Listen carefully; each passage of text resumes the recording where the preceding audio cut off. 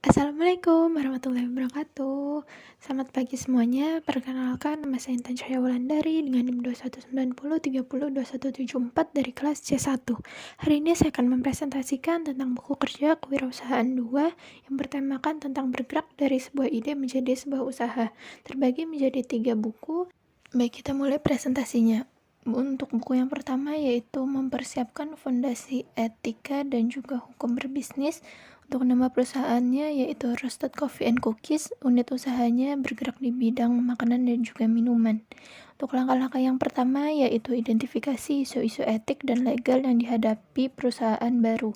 1.1 Budaya etik yang kuat dibangun pada perusahaan.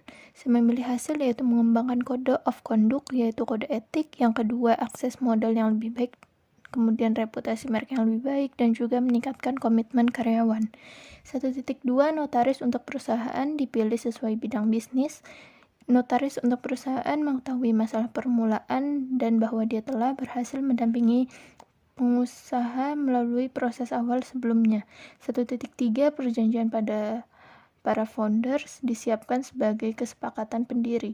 Perjanjian para founders dapat mencakupi sifat bisnis prospektif, bentuk hukum kepemilikan bisnis, penunjukan saham atau pembagian kepemilikan, dan juga deskripsi modal operasi awal klausa buyback. Yang 1.4 Perselisihan hukum dihindari. Perselisihan hukum dapat dihindari dengan memenuhi semua kewajiban kontrak, menghindari undercapitalization, dapatkan semuanya secara tertulis, tetapkan standar dan juga kesepakatan hukum yaitu perjanjian non-disclosure, mengikat karyawan atau pihak lain seperti pemasok untuk tidak mengungkap rahasia dagang perusahaan, perjanjian mencegah seseorang bersaing dengan mantan majikan untuk jangka waktu tertentu. Yang kedua, memilih bentuk organisasi. 2.1 Membentuk organisasi bisnis diidentifikasi. Bentuk organisasi dapat mencakupi sole proprietorship, kepemilikan tunggal. 2.2 Isu-isu dipertimbangkan dalam memilih bentuk hukum kepemilikan bisnis. Isu-isu memiliki bentuk organisasi dapat mencakupi biaya pendirian dan pemeliharaan formulir hukum. Yang ketiga, mendapatkan lisensi dan izin usaha. 3.1 Persyaratan izin usaha dipenuhi, yaitu saya memilih syarat mengajukan SIUP online untuk perusahaan perseorangan. Syaratnya yaitu fotokopi KTP pemegang saham perusahaan, fotokopi NPWP, fotokopi situ neraca perusahaan, materai 6.000, foto direktur utama atau penanggung jawab atau pemilik perusahaan dengan ukuran 4x6 2 lembar, dan juga surat izin lain terkait usaha yang dijalankan. 3.2 Izin pajak penjualan diajukan. Izin pajak penjualan adalah pajak sebelum pajak penambahan nilai atau PPN yang dipungut atas transaksi penjualannya. 3.3 Izin dan izin kerja profesional dan pekerjaan didapat. Izin dan izin kerja profesional dan pekerjaan didapat mencakupi Pasal 1 huruf A Undang-Undang Nomor 3 Tahun 1982 tentang Wajib Pendaftaran Perusahaan atau UU 3 Tahun 1982. Pasal 24 Ayat 1 Undang-Undang Nomor 7 Tahun 2014 tentang Perdagangan dan juga Undang-Undang Nomor 20 Tahun 2008 tentang Usaha mikro kecil dan menengah. Untuk buku keduanya yaitu menilai kekuatan dan kewajiban keuangan perusahaan baru, yaitu elemen pertama identifikasi pengelolaan keuangan. Kriteria unjuk kerjanya yaitu 1.1 Tujuan keuangan perusahaan diidentifikasi untuk profitabilitas dan juga likuiditasnya baik, efisiensi serta stabilitasnya sedang. 1.2 Proses pengelolaan keuangan diidentifikasi untuk preparasi laporan pendapatan neraca dan juga cash flow baik, preparasi perakiraan keuangan, pendapatan, pengeluaran serta belanja modal sedang, preparasi proforma laporan keuangan baik, analisa perjalanan dan hasil-hasil keuangan baik. 1.3 Laporan historis keuangan diidentifikasi untuk laporan keuangannya itu baik, neracanya sedang, dan juga laporan cash flow-nya baik. Kemudian 1.4 4. Perakiraan keuangan diidentifikasi. Laporan keuangan historis perusahaan diikuti oleh persiapan perakiraan baik. Perkiraan penjualan untuk perusahaan baru didasarkan pada perkiraan penjualan dan rata-rata industri yang baik atau pengalaman memulai usaha sejenisnya itu baik. Perkiraan penjualan untuk perusahaan yang ada didasarkan pada 1. Catatan penjualan terdahulu, 2. Kapasitas produksi dan permintaan produk saat ini, dan 3. Faktor apapun yang akan mempengaruhi kapasitas produk dan permintaan produk masa depannya, yaitu hasilnya baik. Nomor 2. Identifikasi proforma laporan keuangan. 2.1. Laporan proforma diidentifikasi. Proforma laba rugi, proforma pendapatan, dan juga proforma neraca baik. Kemudian 2.2. Rasio analisis diidentifikasi untuk likuiditasnya baik, efisiensi operasinya sedang, dan juga profitabilitasnya baik. Untuk rekomendasinya, dari hasil identifikasi laporan keuangan unjuk kerja dalam usaha saya ini berstatus 1.1 untuk efisiensi dan juga stabilitas. Di tujuan keuangan perusahaan berstatus sedang karena usaha yang sedang berjalan ini masih awal dan masih harus menyesuaikan dengan kondisi tempat dan pegawai yang baru. 1.2 untuk preparasi perakiraan keuangan berstatus sedang karena perakiraan keuangan kedepannya masih dalam proses dan masih harus dilihat dari awal-awal pembukaan kafe ini. 2.2 untuk rasio analisis efisiensi operasi berstatus sedang karena efisiensi operasi dari segi waktu masih dalam tahap penyesuaian dalam segala departemen. Untuk kesimpulannya, untuk perusahaan saya kedepannya berharap menjadi lebih baik dan lebih efisien. Untuk buku yang ketiga yaitu mengembangkan dan mengelola tim usaha baru. Untuk rencana staffingnya yaitu organisasi atau proyek bergerak di bidang kafe. Alamat lokasinya di Jalan Kemang Utara nomor 14 RT 17 RW 01 Mampang Perapatan, Jakarta Selatan. Untuk kategori okupansinya owner bertanggung jawab. Pemilik bisnis restoran memiliki kewajiban untuk dapat mengkomunikasikan dengan jelas setiap aspirasi, harapan, dan tujuan terutama yang menyangkut bisnis tersebut kepada setiap karyawan. Memastikan bahwa setiap karyawan dapat hak dan merasakan kesejahteraan di tempat kerja, kemudian mengelola dan memantau keuangan, terutama pengeluaran-pengeluaran tetap seperti misalnya serta sewa tempat, tagihan listrik dan air, pajak, dan lainnya. Kemudian untuk tugasnya yaitu mengecek setiap laporan secara rutin. Tugas ini berlaku baik bagi laporan yang ditulis maupun dibuat secara manual, maupun yang bentuknya dengan bantuan software khusus manajemen dan atau software akuntansi restoran. Pemantauan perkembangan pasar adalah tugas selanjutnya yang wajib dilakukan oleh seorang pemilik restoran. Memantau reputasi bisa melalui media sosial, melalui pertanyaan langsung kepada pelanggan. Hasilnya itu sehingga survei terhadap para karyawan. Untuk jumlah tenaga kerjanya diperlukan hanya 1. Untuk yang kedua yaitu kapten barista bertanggung jawab terhadap ketersediaan stok barang, kualitas menu, standar penampilan setiap kru barista, kebersihan tempat dan peralatan, serta memberikan pelatihan kepada kru barista. Pelatihan yang diberikan berupa pelatihan membuat minuman, cara mengontrol stok, cara mencatat barang yang rusak, dan berbagai pelatihan lainnya akan diberikan. Yang kedua, memberikan contoh yang baik, bisa mengarahkan dan juga memberikan motivasi kepada kru barista agar lebih semangat bekerja. Yang ketiga, bertanggung jawab sepenuhnya terhadap kelancaran kegiatan operasi divisi barista. Tugasnya menindaklanjuti memo dan memberikan usulan kepada bawahannya, mencatat pelanggaran yang dilakukan oleh kru barista, membuat laporan stok inventaris barang, kemudian membuat jadwal karyawan atau schedule kru, mengusulkan penambahan atau pengurangan kru, membuat menu baru yang lebih menarik, dan juga menjelaskan menu kepada pelanggan atau memberikan saran menu apa yang favorit di restorannya. Untuk syaratnya yaitu pria atau wanita, maksimal umur 30 tahun, memiliki pengalaman kerja minimal 3 tahun di posisi yang sama, penampilan menarik, rapi, dan juga bersih, mampu mengkomunikasikan dalam bahasa Inggris merupakan nilai tambah.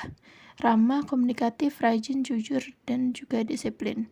Kemudian mampu bekerja dalam tim maupun secara individual, memiliki integritas yang baik, bertanggung jawab, inisiatif, dan kreatif.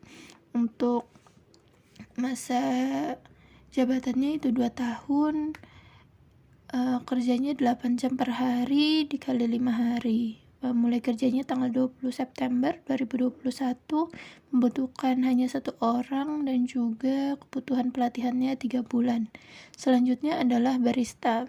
Bertanggung jawab yaitu barista akan diminta untuk menjaga, merawat, dan juga menggunakan alat seduh seperti gelas, mesin espresso, dan juga pour over kon yang digunakan untuk membuat kopi, menjaga kebersihan area untuk pengunjung, dan meja bar, dapat memberikan rekomendasi kepada para pelanggan berdasarkan pada kesukaan mereka, mempersiapkan dan juga menyajikan makanan untuk pelanggan, membersihkan peralatan untuk membuat kopi, peralatan makanan dan minuman, dan membersihkan area makan.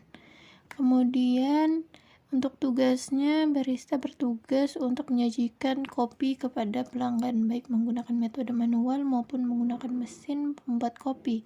Meracik minuman selain kopi untuk pelanggan yang tidak bisa minum kopi, adapun jenis minuman lainnya tersebut diantaranya teh coklat, red velvet, mocktail, dan juga matcha latte. Memberikan pelayanan maksimal kepada pelanggan, menuangkan dan juga menyeduh kopi untuk pelanggan, dan juga menggiling biji kopi untuk diseduh menjadi secangkir kopi.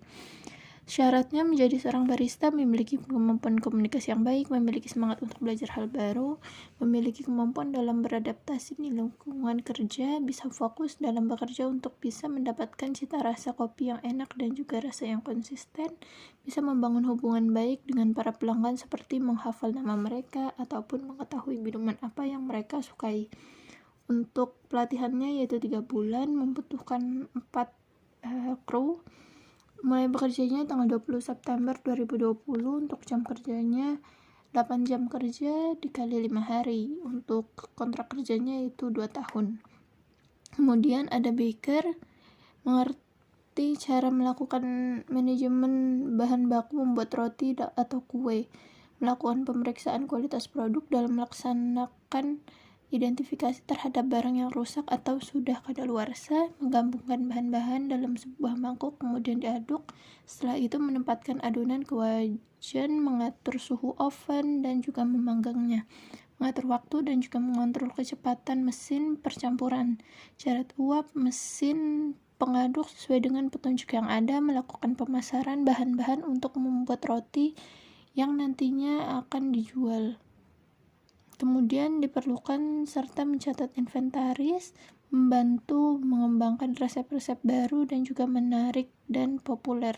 Kemudian membantu menjaga kebersihan area kerja dan juga peralatan digunakan untuk membuat roti atau kue. Kemudian memeriksa bahan-bahan yang digunakan untuk membuat kue dan juga menyiapkan peralatan yang digunakan untuk memanggang kue.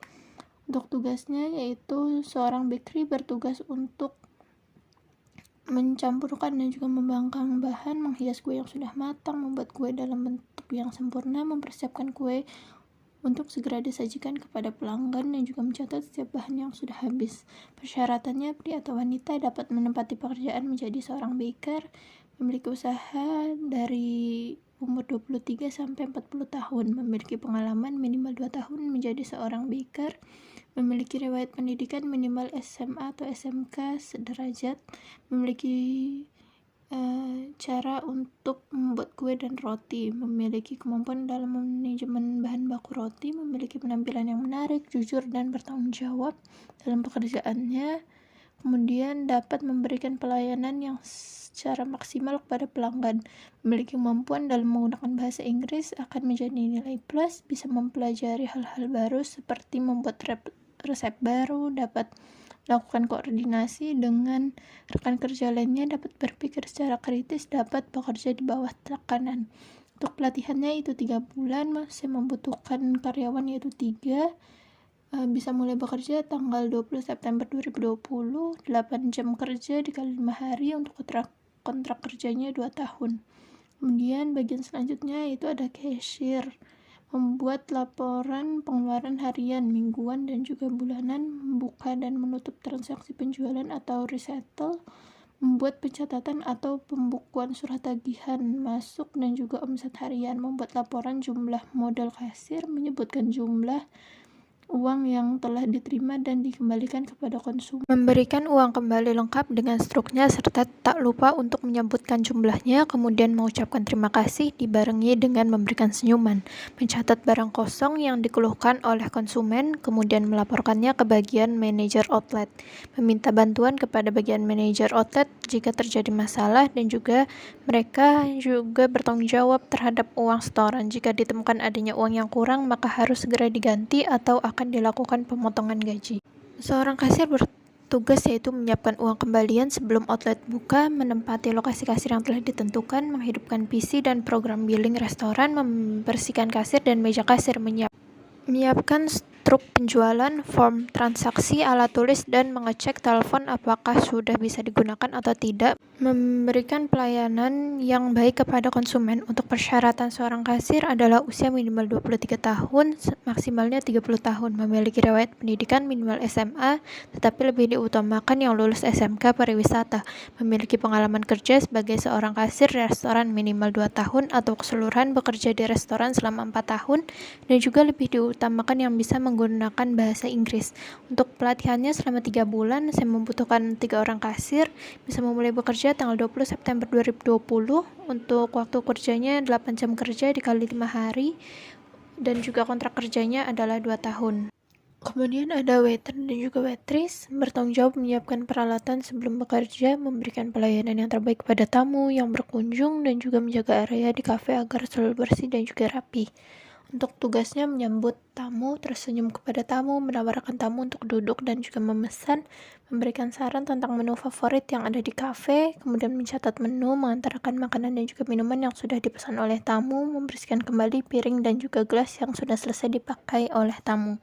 Untuk persyaratannya, pria atau wanita usia 18-25 tahun, minimal pendidikannya SMA atau SMK, sehat jasmani dan juga rohani, selalu berpakaian rapi dan juga bersih, bersikap sabar, cekatan dan juga ramah, mampu berkomunikasi dengan baik, menjaga kebersihan anggota tubuh. Untuk pelatihannya 3 bulan. Untuk karyawannya saya membutuhkan 2 waiter dan juga 3 waitress. Untuk waktu mulai bekerjanya bisa memulai tanggal 20 September 2020, 8 jam kerja dikali 5 hari, untuk kontrak kerjanya yaitu 2 tahun. Kemudian selanjutnya adalah rekrutmen dan pelantikan, pelatihan dan mempertahankan tim. Untuk 2.1, rencana seleksi dibuat berdasarkan kriteria seleksi, kebutuhan bisnis, dan persyaratan hukum. Rencana seleksinya mengiklankan lowongan untuk kebutuhan staf, mengadakan panel seleksi, mengembangkan pertanyaan wawancara, dan juga jadwalkan wawancara dan beritahu orang yang relevan tentang waktu, tanggal, dan juga tempat. 2.2, proses seleksi dilakukan sesuai dengan kebijakan dan juga prosedur bisnis.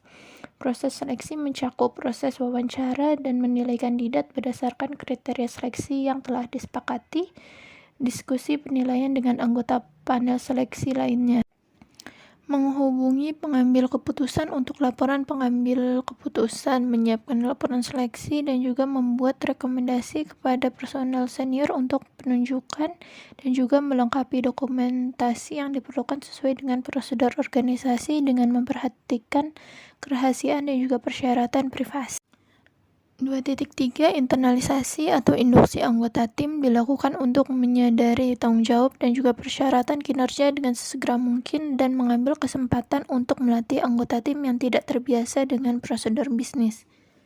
Internalisasi atau induksi anggota tim mencakup menyediakan kandidat yang berhasil dengan kontrak kerja dan dokumen lainnya, memberitahu manajer dan tim kerja tentang penunjukan baru, memberitahu manajer dan staf tentang tanggal mulai kandidat, dan membuat pengaturan administratif yang dilakukan untuk pembayaran dan juga pencatatan karyawan, mengatur pelantikan kandidat yang berhasil sesuai dengan kebijakan organisasi. Kemudian memenuhi kewajiban hubungan industrial. 3.1, hak dan kewajiban di tempat kerja dari pemberi kerja dan juga karyawan. Diidentifikasi sesuai dengan persyaratan hukum dan juga kode praktik. Hak dan kewajiban di tempat kerja dari pemberi kerja dan karyawan mencakup Haknya yaitu hak memperoleh upah, hak mendapatkan kesempatan dan juga perlakuan yang sama, hak mendapatkan pelatihan kerja, hak penempatan tenaga kerja, hak memiliki waktu kerja yang sesuai, hak mendapatkan kesehatan dan juga keselamatan kerja, hak mendapatkan kesejahteraan, hak ikut serta dalam serikat pekerja atau buruh, hak untuk cuti, hak untuk khusus karyawan perempuan. Kewajibannya, kewajiban ketaatan, kewajiban konfidensialitas, dan juga kewajiban loyalitas. 3.2 Prinsip hubungan industrial dikembangkan secara positif dan juga konstruktif. Prinsip hubungan industrial mencakup kepentingan bersama yaitu pengusaha, pekerja atau buruh, masyarakat, dan juga pemerintah.